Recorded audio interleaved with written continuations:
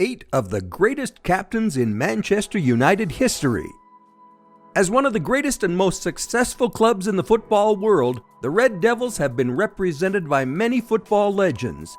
Here are 8 of the greatest MU captains in history.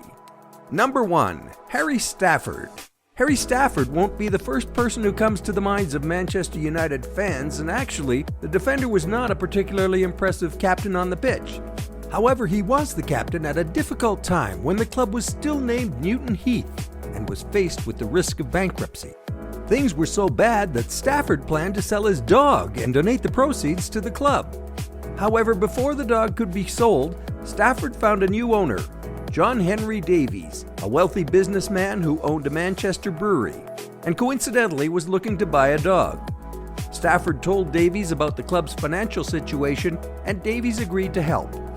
Stafford himself contributed £200 to the club and continued playing for the Red Devils.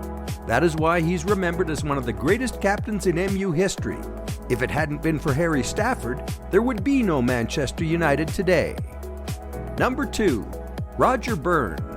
Red Devils fans have all heard the term Matt Busby's Babes.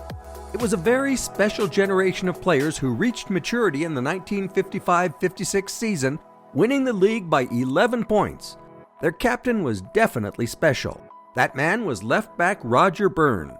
Despite being right-footed, Byrne still played exceptionally well and was a very good offensive playmaker. Byrne had the ability to inspire teammates to give more than they thought they were capable of.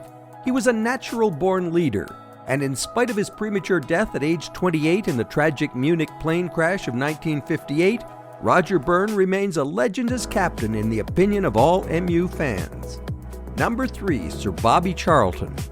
10 years after the Munich disaster, Manchester United, captained by Sir Bobby Charlton, reached the European final against Benfica.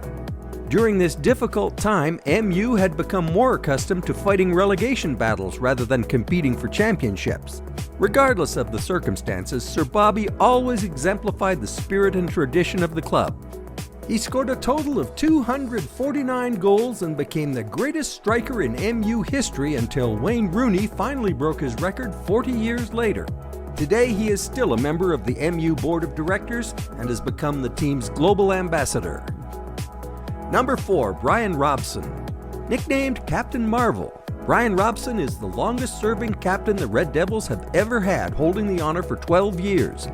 After joining MU in 1981 for a fee of £1.5 million, Robson became the leader of the Red Devils during the period when their biggest rival, Liverpool, was dominating the league. The ultimate highlight in Robson's glorious career was undoubtedly the 1992-93 championship season when the Premier League was renamed. Sir Alex Ferguson himself confirmed that Robson had more influence on the pitch than any other player. That season, whether MU won or lost largely depended on how well Robson played. With all his contributions to Manchester United, Robson deserves all the praise he has received.